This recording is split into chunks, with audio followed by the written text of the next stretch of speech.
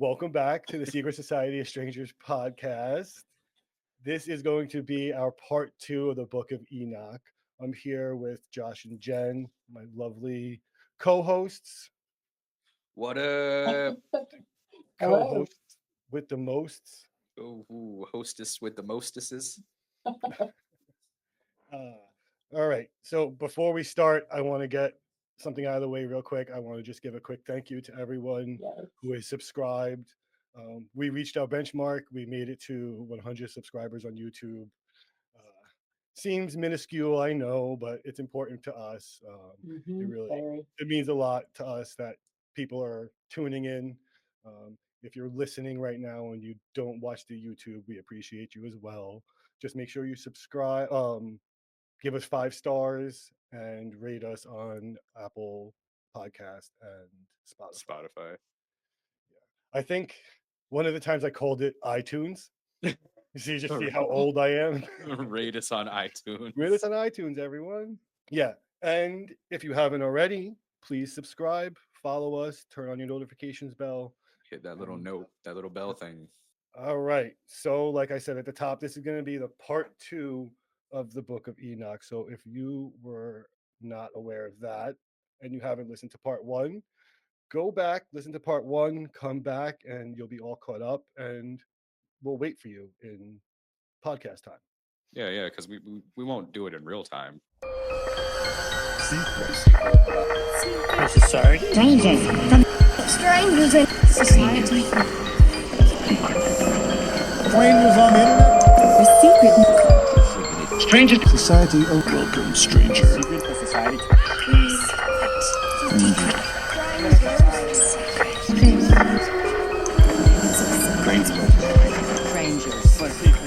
Strangers. Society.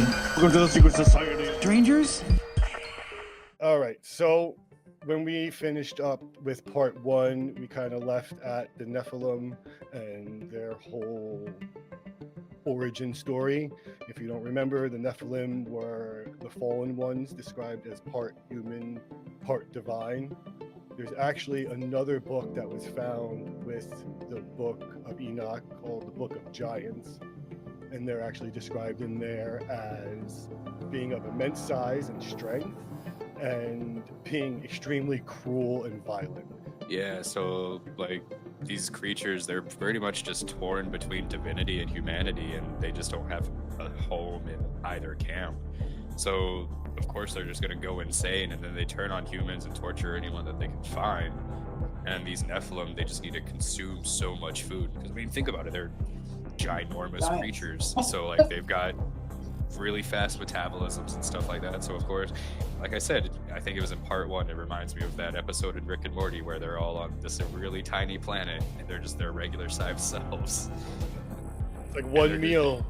They just were like, oh yeah, we just ate a whole population of pigs into extinction for bacon just for our breakfast. It's just crazy that, you know, they're just like, you know what, we've ate so many animals and whatever plants and berries and shit like that, they're just like, all right, well, we're just gonna start feeding on these tinier versions of us. The other like, no surprise that humans are helpless to stop these giants from devouring their kinfolk and whatnot. Many humans are enslaved and killed by them. But then a few humans decide to follow the example of the Watchers, and they think if angels can torture, kill, enslave, and sleep with whoever they want, well then, why can't we? Yeah, it's a super valid question. I mean, I would want us to do the same things. Like, yo, why can you do this, but I can't do this? This makes no sense. So terrible. I'm just going to do what you're doing and follow your example. It's a terrible case of keeping up with the Joneses. For real. And so I guess at that time, the world just falls into sin, and God is just like, these kids, how do I reach these kids? Man, I tell you, kids will be the destruction. Because he can't tell the Nephilim and us apart, so he's just like, ah.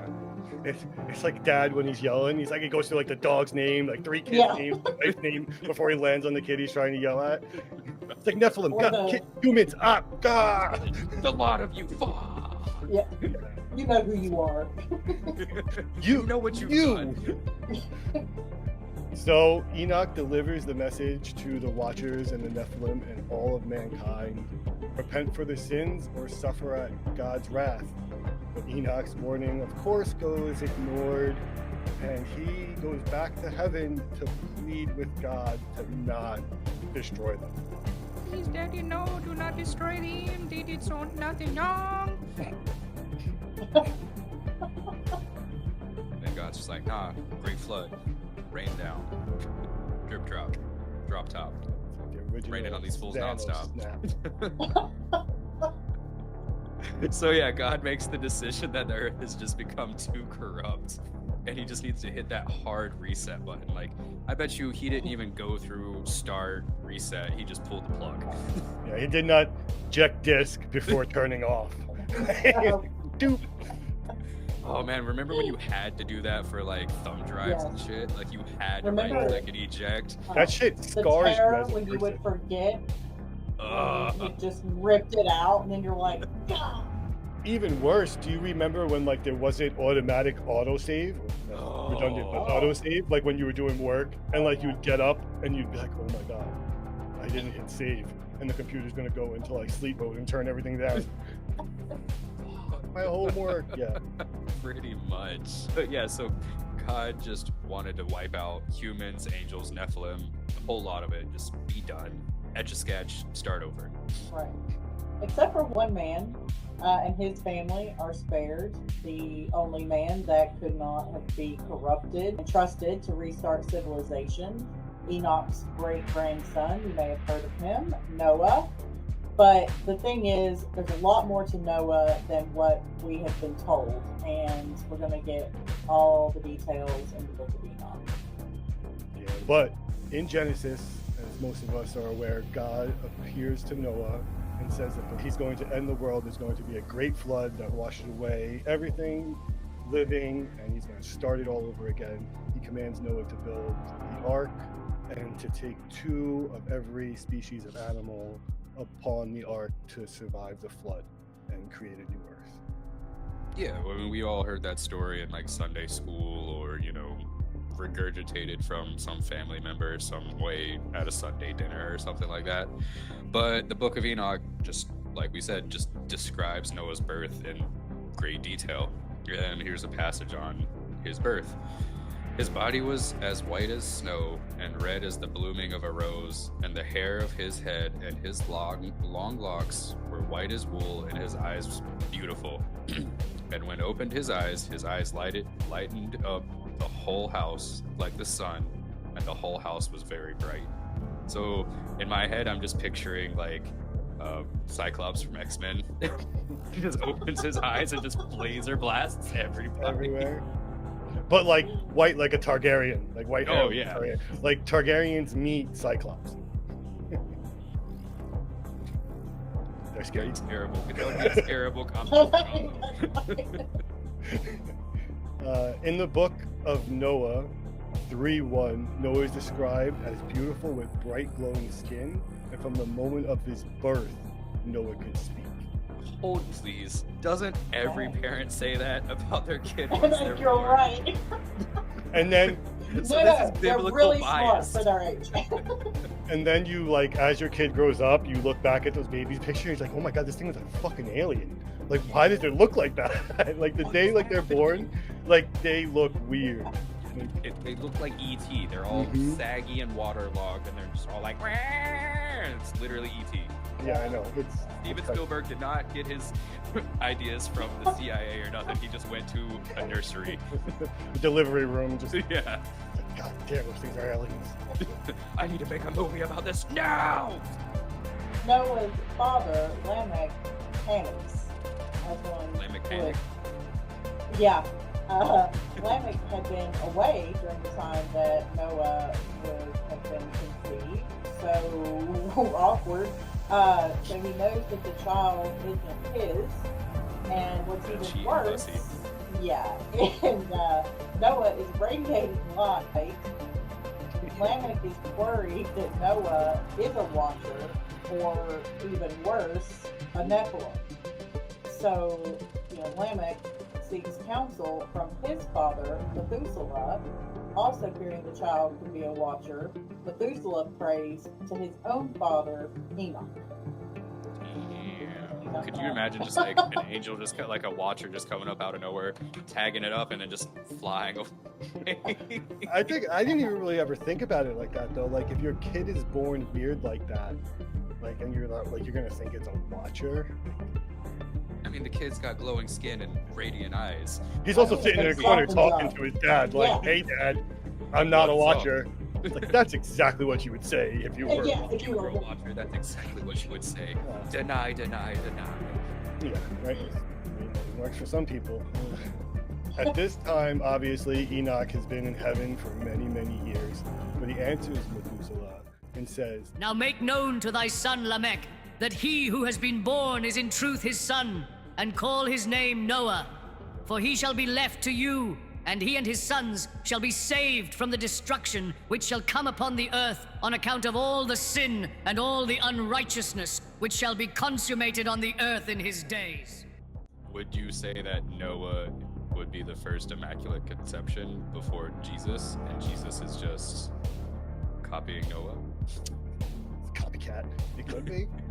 It's maybe the first, as far as like I don't know the rest of these books, but it does predate Jesus. And I mean, what else is it if it's not that? Do you also imagine that you were like suspecting your wife of like biblical adultery, and then God's just like, "Oh nah, fam, nah, she was true. It was all me. What you gonna do? What are you gonna do about Big it? sky daddy. What are you gonna do? Yell at the sky some more? Okay, little guy. That's cute." So in the Book of Noah 3:18, Lamech is relieved that Noah is actually his, just like he was saying, like, "Hey man, thanks Sky Daddy. Now I know that this kid is legitimately mine, but also not mine because the fuck." Just immaculately showed up. But anyway, Noah was conceived while Lamech was away. So Lamech, sorry bro. And so the Book of Enoch, this divine miracle, or was it something else entirely? Aliens. Aliens, I guess. And if that wasn't enough for Lamech to absorb at one time, he's also learning that a great flood is coming, and Noah has been chosen to restart civilization. And so, as many know, in Genesis, God gives Noah the instructions on how to survive, which I think would be much appreciated. I would read instructions. The Cataclysmic playbook. It's just an IKEA. It's just an IKEA thing. Yeah, It's just I was like, a picture of two guys that says like "Don't lift alone." Do not panic. Bring your towel. Exactly. Like we said, the story of Noah and the flood is like one of the most well-known stories in the Bible. Even if you're not religious, most people have heard the story of the ark. And like we've been telling you, there's more to the story, and it's told differently from like the jump. Yeah, so let's get into some of these discrepancies. So first off, it wasn't God that told Noah about the flood, but it was Uriel. Let's get that right. There's already some misconstruing going on. Yeah, exactly. See, from the jump. Yeah, see? Uriel didn't get the flowers he was due. It's all Sky Daddy, see? And secondly, the intention of the flood was not to destroy all humans, according to the Book of Enoch, but the primary targets of the flood were the Watchers and their human offspring called Nephilim that we've already talked about. And, most humans will die because side effect. But this is considered necessary collateral damage, so fuck us, right? This is the only way to reset creation and just pretty much wipe that Etch-a-Sketch clean, like fresh start.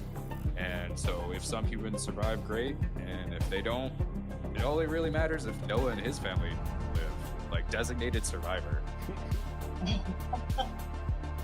Yeah, part of the instructions Noah was given was to survive the flood by building an ark, which would typically we would picture as a giant wooden boat.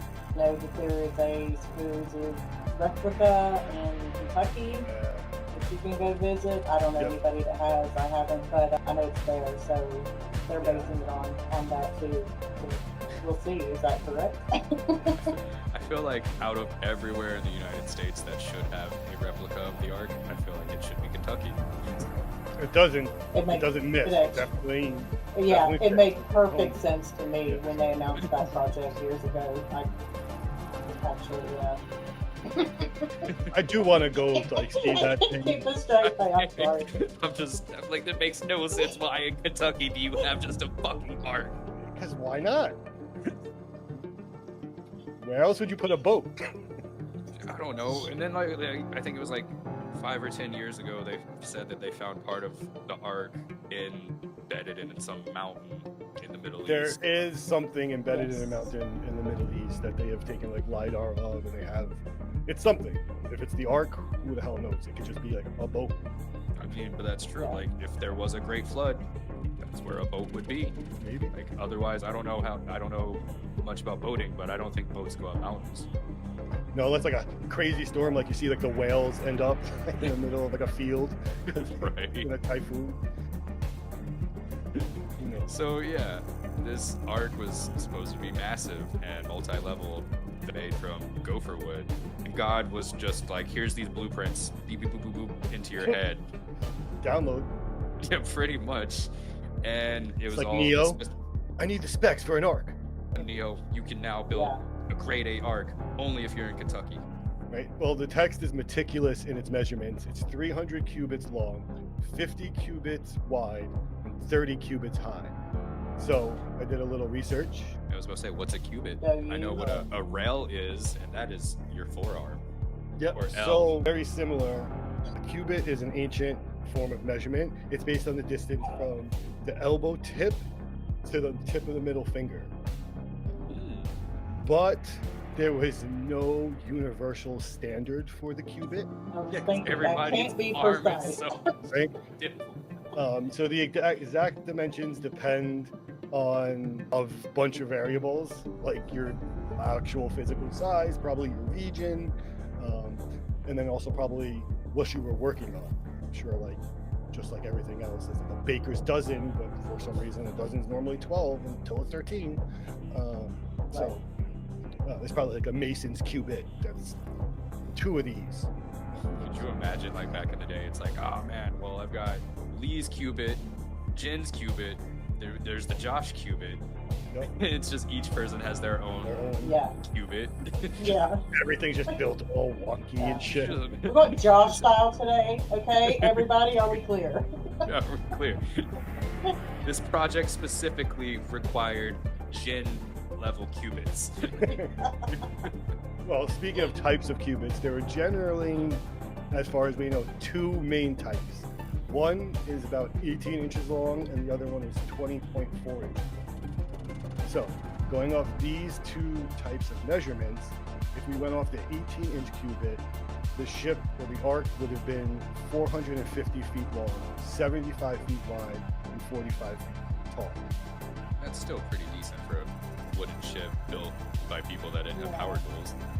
True. And if the ship was 20.4 cubits, it would have been 510 feet long, 85 foot wide, and 51 feet high. And this is actually the one used in the replica, the size used in the replica we were talking about in Kentucky. It's 510 feet. There's a bit of size queens in Kentucky. They didn't go with the smaller one. Go with the Wildcat. They I love you, love Kentucky. it. We're neighbors. It's fine. I'm kidding. I like your chicken. They got good chicken. Yeah. I do enjoy that the whole part of like that country area is like a guy making fried chicken. The ship. Yeah. He's a How I chef rem- in his that's how I chicken. remember it. So let's get back to Noah and chicken in Kentucky. So as we all know, he's told to bring pairs of every animal, male and female, onto not very progressive, but whatever, onto the Ark to preserve life, and that is what saves pretty much all the species of the earth. So you got this big boat full of animals. Bet you it just smelled amazing there. And so now traditional interpretations show him loading actual animals 2 by 2 onto his huge boat. but some modern theories suggest something different, that the animals he saved were actually genetic samples. And this is just gearing up for ancient aliens. This screams ancient Just aliens. get us Yes. ready for It's, it. Hold on, before we go any further, just to point out how absurd like that concept is, the average elephant, African elephant, is 10 to 13 feet long. So like, Yeah. if you got 500 feet and you already got 2 elephants taking up like 24 something feet or more, what do you like? You got a giraffe next to them, you got rhinos next to them. Like, you're running out of room really fast. Real quick. Yeah.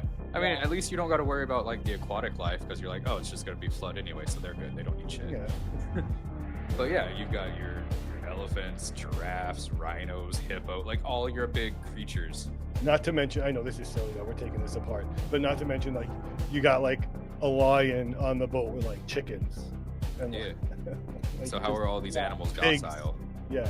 just- Magic? How are you feeding No. everybody? Everyone's obviously being fed off of each other.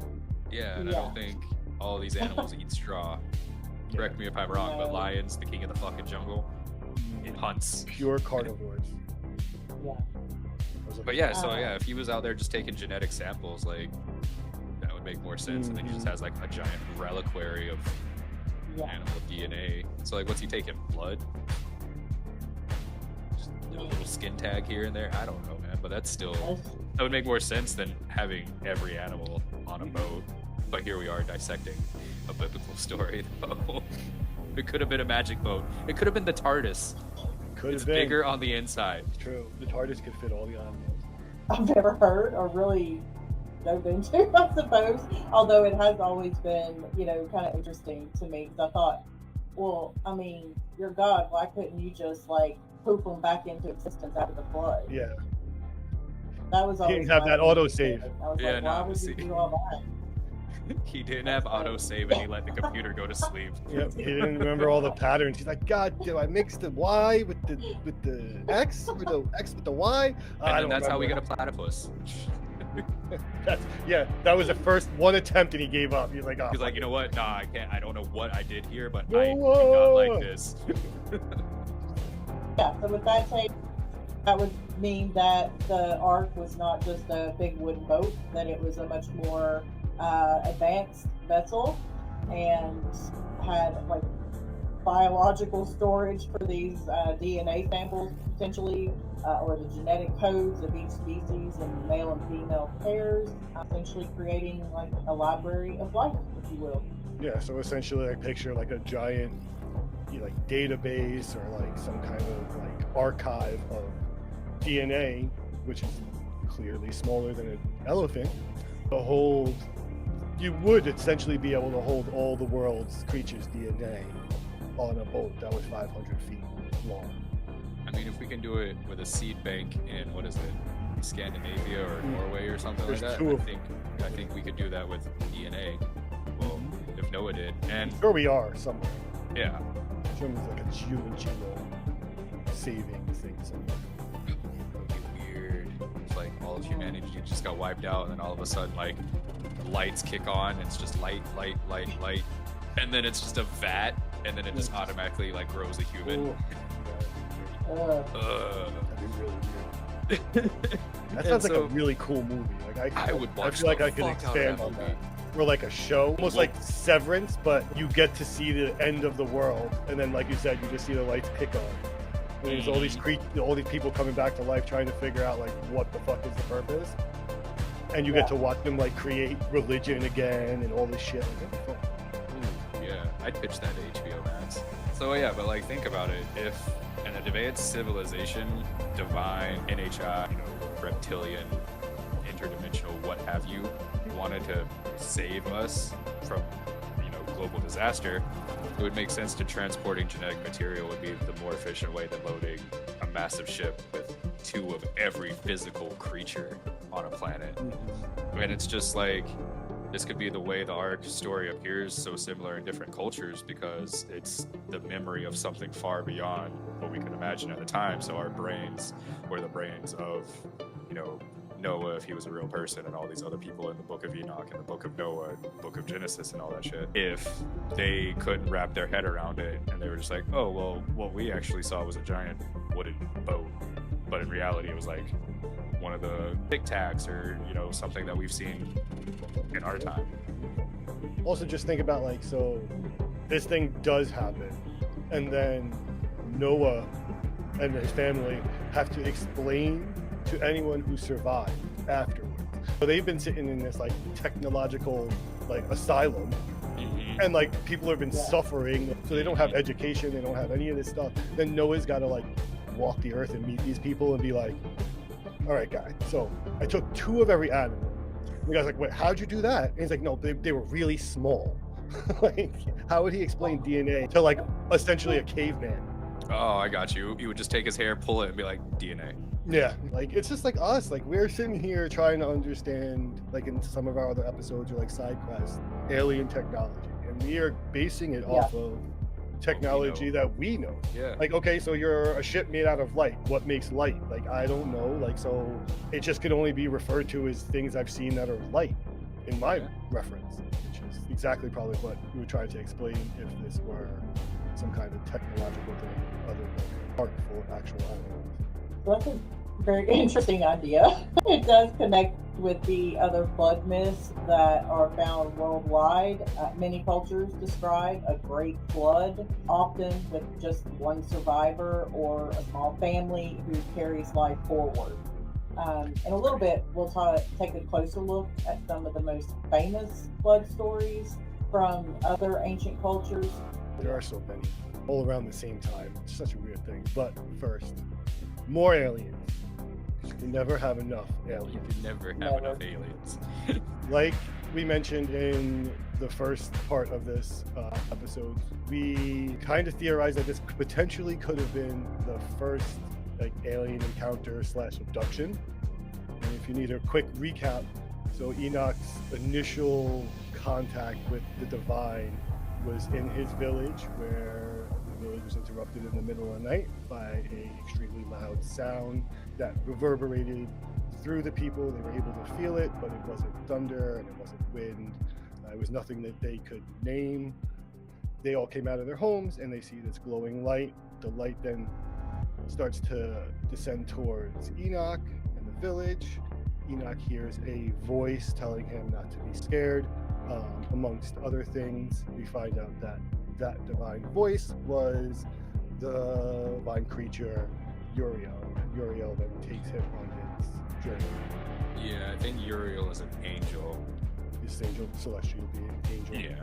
Cosmic astronaut. So, Creature with a gajillion eyes. if you ask me personally, that's a straight up alien abduction story. Oh, 100%. It's Like, not much our boy got arguing. abducted. Yeah. All right, so now we're just gonna dive into ancient alien theory territory. So let's just adjust them tinfoil caps really quick. I was poofing my hair to get me ready like the dude on Ancient Aliens. So after adjusting your tinfoil cap, you can see Enoch's whole story as, like, the Watchers, the Nephilim, the City of Light, as evidence of early encounters of extraterrestrial beings, NHI, interdimensional beings, whatever nomenclature you want to give these people now, or things. Yeah, I mean, the more I was reading it for the research of this episode, like, it just screams, oh yeah, this is dudes getting abducted, genetic materials being taken, stored in some database, and then they just repopulate, which also goes with, like, one of the theories that we've all heard about, like, they created us. Yeah, if you step back, like you were saying, and look at this all in, like, a technological eye, and, like, pluck out the individual things that Enoch describes. He describes that room that was like a giant reflective lake. I picture, and if you're not familiar with it, there's something called the volume, which is a Hollywood thing. So Marvel uses it, Disney uses it. It's essentially an LED TV room. Floors, ceiling, everything's LED. So when you walk in, instead of, like, having to be on a green screen or having, like, no visual depth to your environment, this gives you that perspective that, like, you're in this vast room nature setting. So I pictured him walking into like this like command center where essentially like, everything's like a screen, and like that's kind of like their screensaver is just like all the stars and everything. Like you turn it off, Okay. like all the stars. He walks in because then he describes being handed the Book of Life, which what does that sound like? It's like a manual. Or a tablet or a Yeah, laptop. just a control pad, something. But could you imagine if the screensaver was the old 90s Windows 92, like the pipe? Oh. Screensaver. I still love the 3D that bounces. That was Oh, always yeah. Oh, yeah. But yeah, you just walk into this room and it's nothing but LED pipe stuff. That would fuck with me so bad. I Or hated it's just, that. Oh my it's God. just the name bouncing. It just says Uriel. Yeah. It's Just very listily lazing to the left. Uriel sitting there all happy, like that. I did that. I Oh programmed. wait, it. I could change the color. Change the font and color real quick. Yeah, it's like Wink. hashtag FFFFFF. It's red. There you go. But seriously, like all these things that we look at, like from his descriptions, are things that we have straight up either already have, like technology, like you can store, essentially, I have my whole child's life on a tablet. Yeah. Like all her big memories, like pictures, like to someone from BCE, you're gonna show them like a tablet with like pictures that move and video. They're gonna be like, oh my God, you've recorded the existence of the world. Yeah. How did that person get trapped in this tiny box? Right. That stuff still freaks me out sometimes. Looking at yourself on these screens. Right? Oh yeah, I was going through all my pictures on my phone the other day. I was like, man, oh I remember that. Oh I remember that too. But watching a video and you're like, yeah, that was a good time. It's crazy that like we have literally frozen moments of time Right. in our hands. And it's weird. I think what's weirder is that, so like the stuff that we have on our phones technically is all relatively new. Let's say within like the last decade.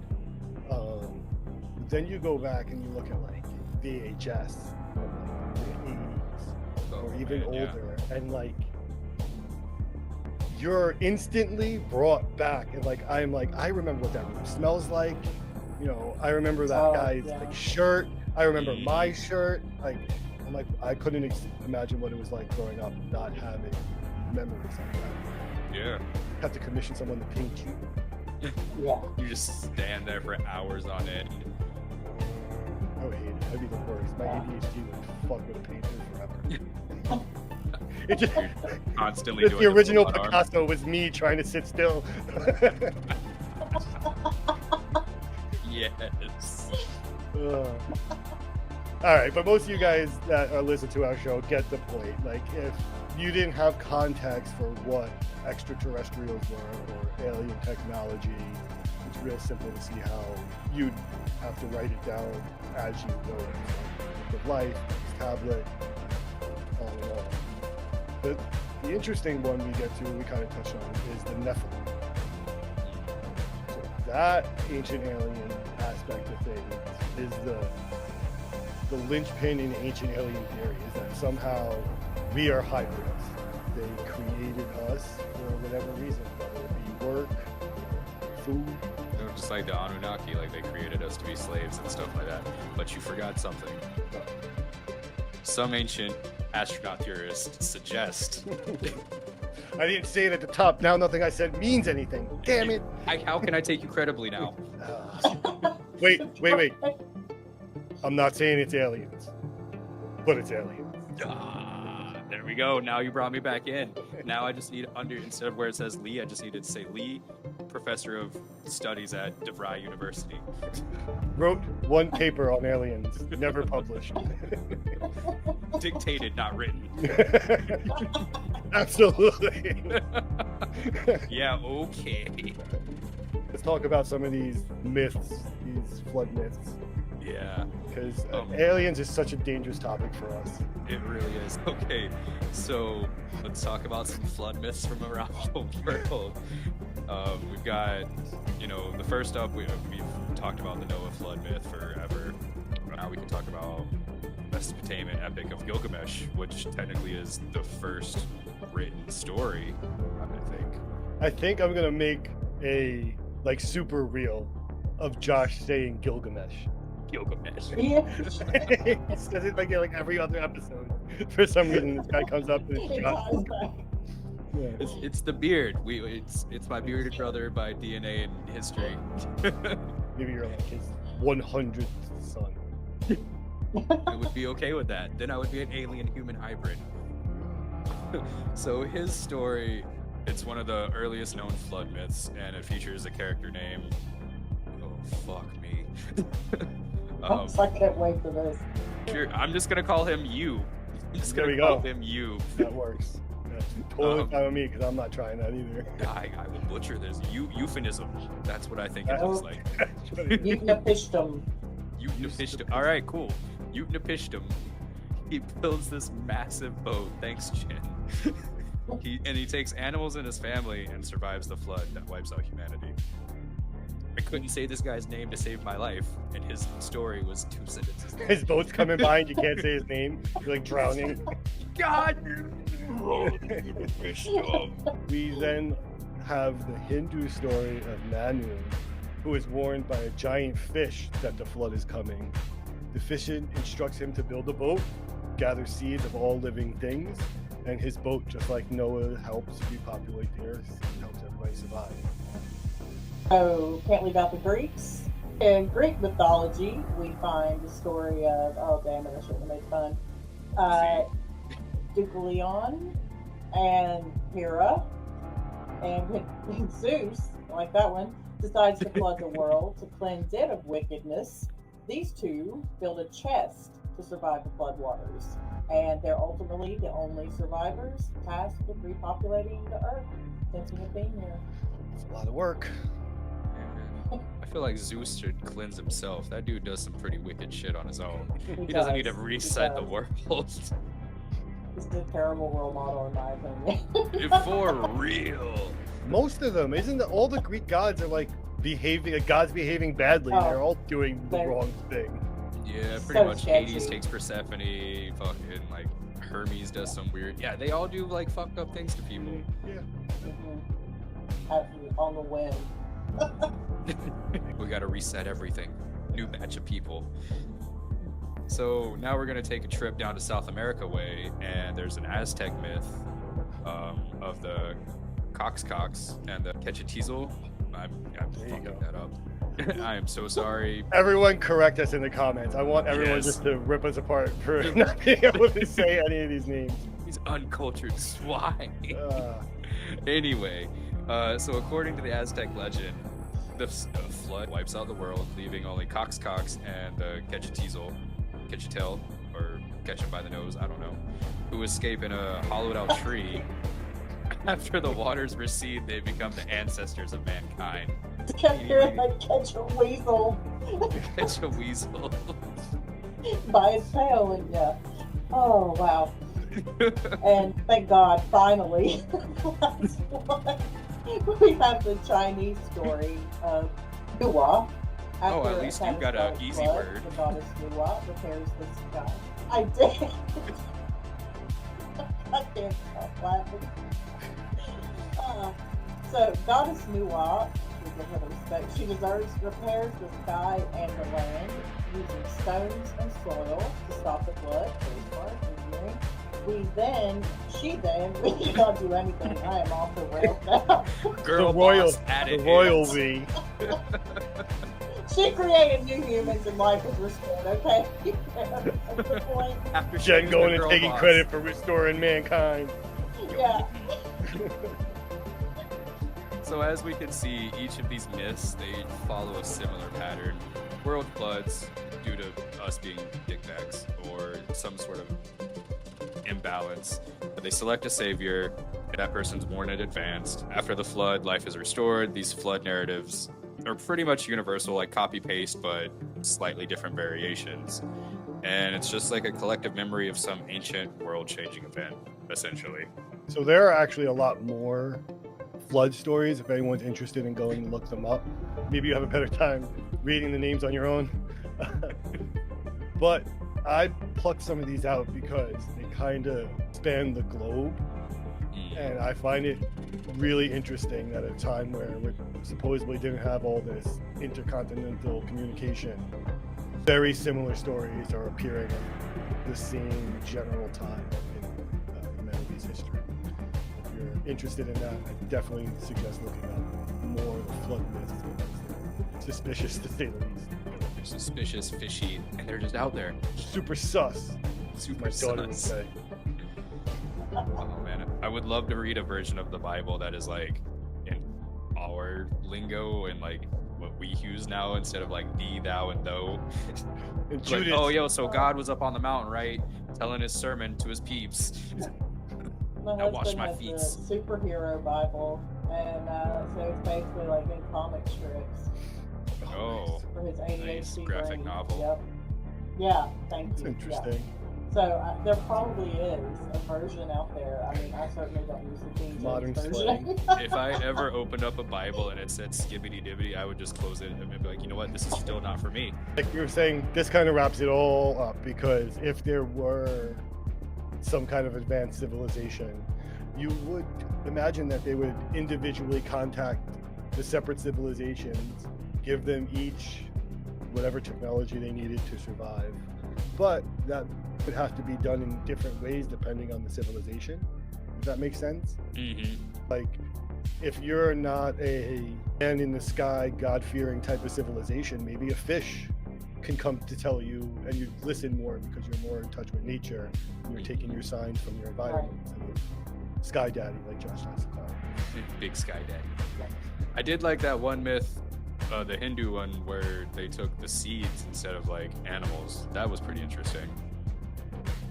Makes sense. If you don't start with plant life, what's going to sustain like your mammals Life. Yeah, and nothing. your like herbivores to sustain your carnivores and your omnivores? So you got to start with plants. Hakuna Matata, the circle of life, or whatever Lion King said. So yeah, and then these interpretations brings together just ancient mythology and modern scientific understanding. Now, if you could imagine Noah or whatever figure represents Noah in each of these stories, it wasn't just building a wooden boat. It was mostly safeguarding the future of life on the planet in a way early people couldn't understand. I also like that theory that it's also like a DNA memory. Mm-hmm. Like it's like recessed in our DNA, just as like there was this reset. We're not really sure, but we can all kind of like feel that there was a reset at some point. Which brings us the Younger Dryas, which is Graham Hancock. Yeah, if you know of the Younger Dryas, I'm sure you know of Graham Hancock. I'm sure you watch his Netflix specials.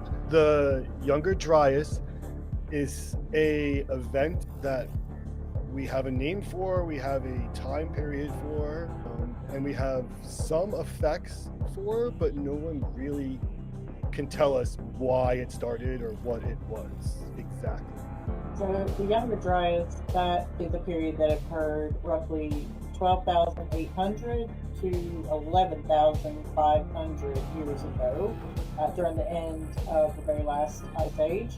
The Earth was gradually warming, ice sheets are melting, and it looked like we were on track for a more temperate climate. Then, bam, a sharp return to glacial conditions. Temperatures plummeted for over 1,000 years. It was a long ass ice age. Oh, it's like you're getting ready for spring. It's finally thawing off, warming up. You're starting to wear, your tank top. It's light hoodie weather maybe, and then boom, you just get fucked up and you get back thrown in the freezer. Yeah, I think it's just Game of Thrones. Winter is coming. Like the people born before that started that were still alive when it happened are literally going to be called like children of the summer. Like the only people have ever seen warm weather. Yeah. Everyone else born after is just like, I'm cold the day I was born, cold the day I died. Just cold-hearted. It's crazy that people were alive. Right? Yeah. Was it just instantly like the day after tomorrow, where it's just you can see the ice creeping up on you? Mm-hmm. I don't know. Yeah, I wonder how quickly. Flash frozen. I feel like it probably was one of those things where it rolled in, you noticed it was becoming winter, and then one day it snowed and just didn't stop. Right? Yeah, it's just made us a giant freezer, and all of this freezing affected all of the ecosystems, wiped out pretty much every animal species, and threw us as humans into chaos. Because I think Graham Hancock at one time said there was like 5 or 10,000 people, if that, left, and we're still lucky that we're as populated as we are. We almost got wiped out. And you'd have to imagine that 5 or 10,000 is pretty scattered. Oh yeah, all over the place. Yeah. Scientists, like we said, are still debating the cause of the Younger Dryas. There are many theories. One of them suggests that there was a massive influx of glacial meltwater in North America, and that flowed into the North Atlantic, disrupting the conveyor belt of warm water that circulates the globe, leading to like the rapid cooling, which is very familiar. And yet another theory, albeit a little more dramatic, suggests that a comet or asteroid impact caused the Younger Dryas. So proponents of this idea would point to the discovery of a black mat layer found in geological sites all across North America. This layer, which contains high levels of platinum and microscopic spherules, hints at an extraterrestrial impact around the same time as the climate shift. Well, I mean, I guess it would kind of have like, if like a big enough comet or whatever meteor space rock hit the Earth and caused so much dust clouds and everything like that, it would block out the sun. The same thing happens with like massive volcanoes. Yeah. It's a more out there possibility, just because I feel like the occurrence of that is so rare on Earth. Like, Right. we haven't seen it happen that many times. But why not? And like, depending on the size of this thing, like, you also have the potential that it came in so fast that it ended up like vaporizing a lot of the water in the air, and then that makes a giant cloud, creates a bunch of clouds, covers everything up, freezes everything. But whether it was glacial water from a flood or a comet, it's just bad for everything on the Earth. Like, Pretty much. your human, your plant, the megaflora and the fauna that were like thriving off of like these warm temperatures, able to grow to massive sizes, now are losing all their sources of food. And that will trickle down. The big ass carnivores and herbivores are not eating, they're dying. What do the humans eat? Our meals keep getting smaller and smaller. Eventually, it's just ice sheets. Yeah. Nothing out there. Oh man. But I am kind of glad that like that megafauna like died off, because there was giant centipedes. Some of them were just not needed. Yeah, no, it's just straight I nightmare agree. fuel. Like, I was watching this video on YouTube, just doom scrolling the other day, and during this time, they were talking about there was a spider that was the size of a human head, and it could jump 10 meters, Get the fuck out of here. and it would follow and run at 20 miles an hour. I would just be like, you know what, I'm dead, fucking dead. Yeah. See, okay, crazy theory, but all of those creatures went to Australia, which was somehow spared. They just stayed there. Australia is the ark. Because they got Or- some creatures. Or Everything in Australia wants to kill you. Australia just Exactly. didn't get the message. And like, whatever was crazy enough to survive the craziest temperatures and shit, somehow stuck it out without an arc in Yeah. Australia. They just had to And- become super badass. Yeah, and so how does all this have connection to the other flood myths? Well, I'll tell you right here. Tell me. I will. So as the ice melted, right, again after Younger Dryas, it would have caused significant flooding. So many parts of the world were flooded, and particularly around the coastlines and low-lying areas, this could have lasting impressions on early human societies and passing down through the generations as stories of a great world-altering flood. So yeah, you have all of this ice melting, and then boom, everything's flooded. So, i.e., flood story. Yeah. And like I said earlier, a lot of these flood myths echo the Younger Dryas time period. Rising waters, making it really hard for people to survive, whole civilizations being wiped out by water. It is probably the closest you're going to get to like pinpointing if the flood was real, if there's stories of floods. The Younger Dryas is, in my opinion, your best place to start. Graham Hancock does a decent job of laying out a lot of information about this. if you're interested, I recommend go checking out his documentaries. I think it's called Ancient Civilizations on Netflix or something like that. When you're done with that, go to your general search thing, whatever you use. I recommend DuckDuckGo, not being sponsored. Not yet. Look up Graham Hancock. Look up the people that debunk Graham Hancock. There's a nice little medium where like there's facts and it's not all sensational. Graham likes to be very sensational. I think it's how he gets his funding. He's a sensational guy. He's an adorable old man though. And that's where it all ties back to the, you know, if the memory of a cataclysmic flood was passed down through the ages, it's possible that what we're seeing in these stories like Enoch's is just a blend of real events and mythology.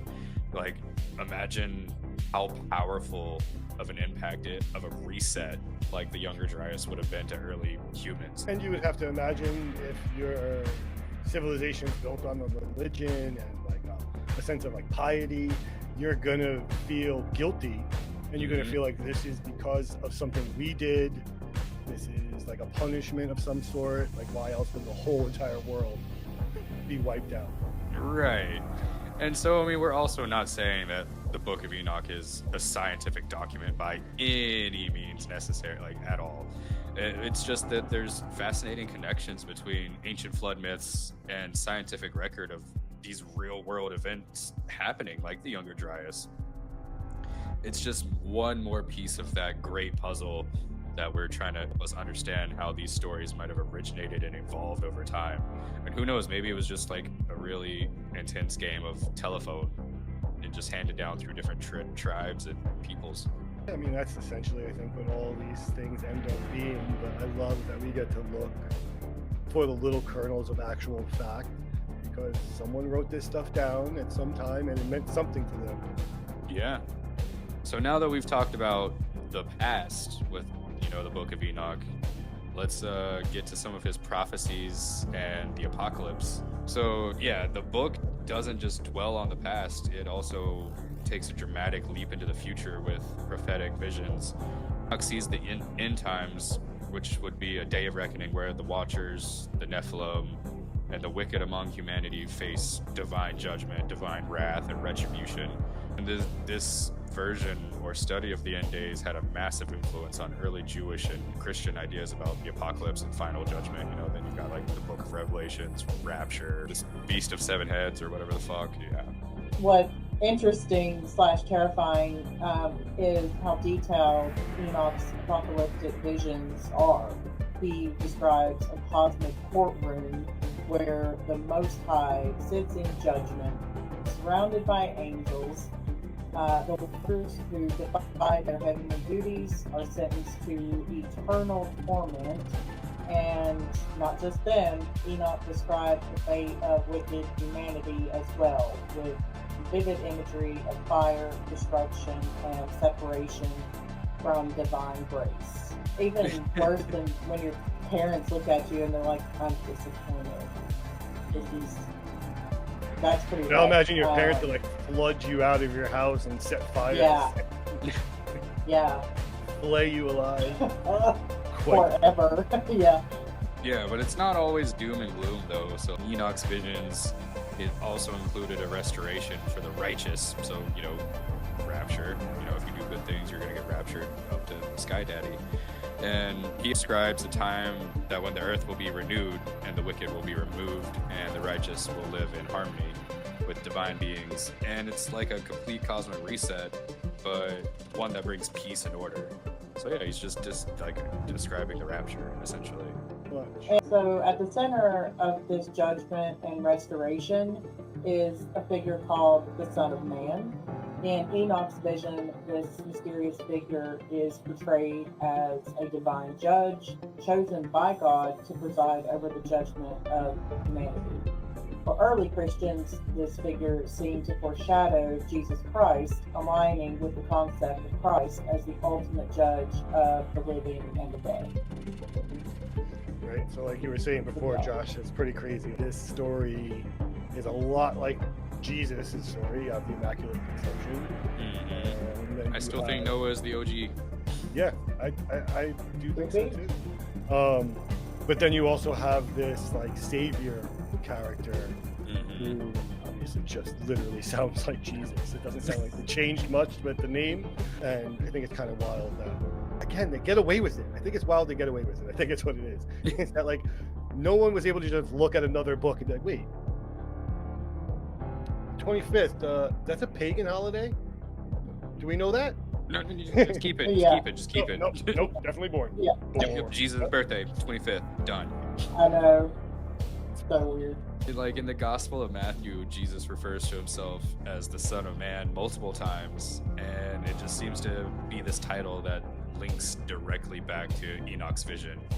And in the Book of Revelation, which is probably my favorite book in the Bible, because I think it's just got the most action-packed stuff going on. Everything's It's the just Michael ending. Bay of the Bible. Pretty much, you open it, it's just exploding sounds and trumpets. Transformers and shit. Yep. So, yeah, in the Book of Revelation, there's just too many similarities between John's apocalyptic visions and those described by Enoch. The imagery of the heavenly courts, fire, and cosmic judgment feels like it was just taken straight from Enoch's pages. Copy paste. Matthew, you plagiarized. Always. That's all they did. I tell you, these books are just rewritten a little bit, Are we sure ChatGPT wasn't around then? right? Who's checking these kids' essays? Copy and paste it into Matthew. Be like, all right, change Matthew 1 and put me in the book. Boom, done. Boom. So what do you guys what are your thoughts on Enoch and all the floods and just the mysteries of our origins? I think our opinions are kind of littered throughout these episodes, but I do think that something happened, flood-wise, catastrophe-wise.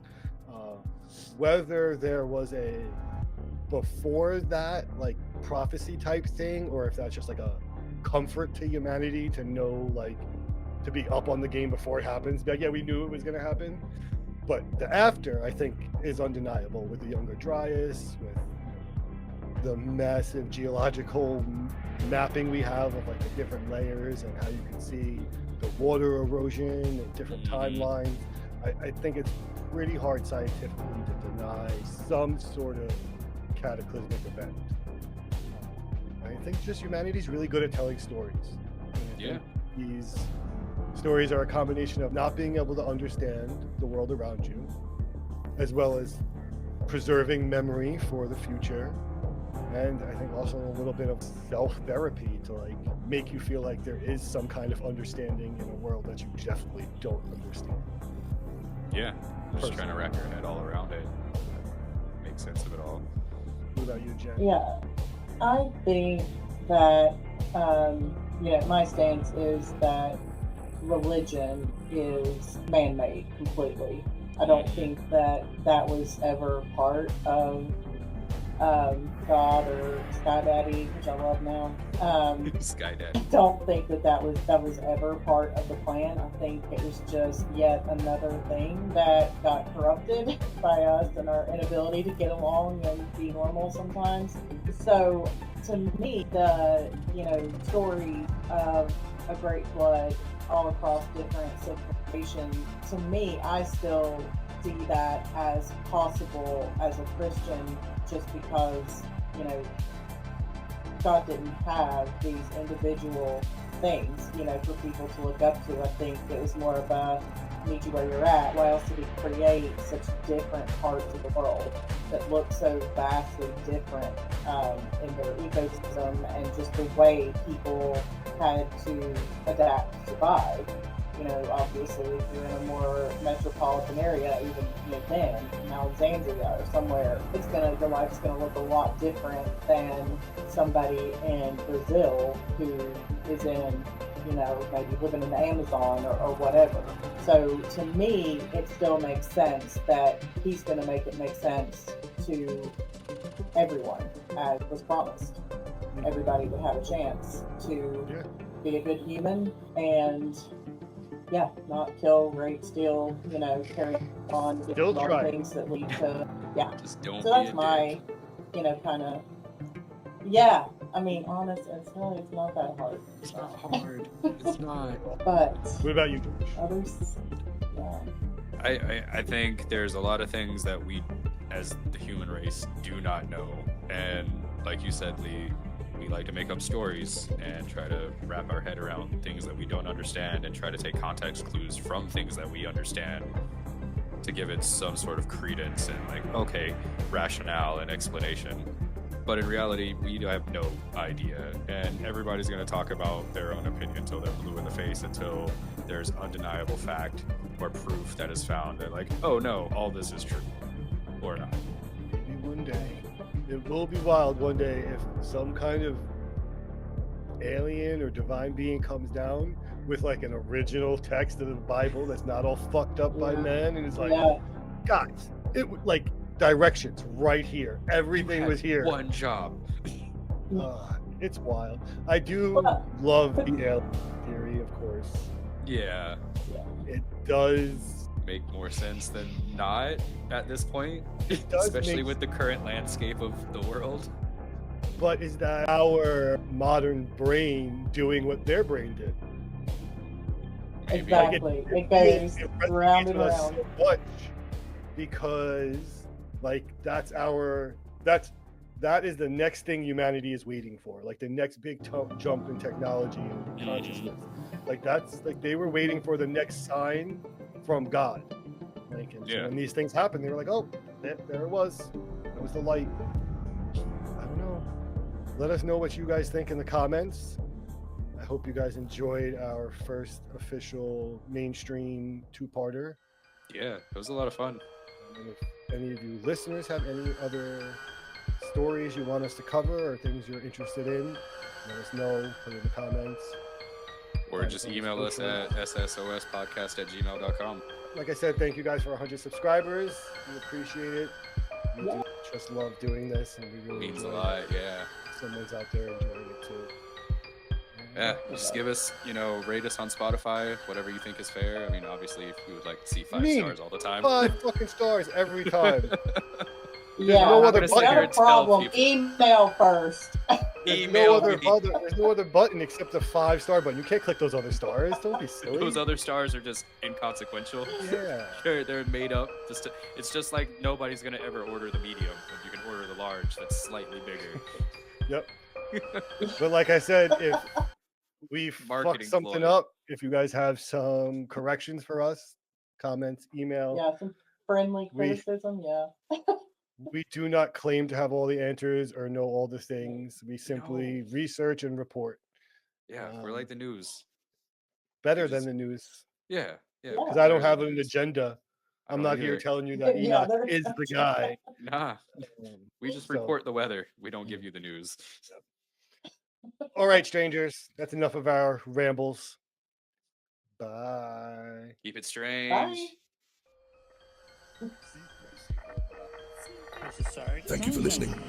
If you would like to join us as a guest, suggest a topic, or have a story you want us to share, we'd love to hear from you. Email us at SSOSpodcast@gmail.com. For more behind-the-scenes updates and exclusive insights about SSOS, make sure to follow us on social media. And don't miss out on the fun. Be sure to subscribe to our YouTube channel. Again, thank you for listening to the Secret Society of Strangers podcast. This show is an independent production, researched and crafted by our passionate team. But we couldn't do it without all of you. We truly appreciate your support. Embrace the unknown, for not all secrets are meant to be kept. Farewell, strangers.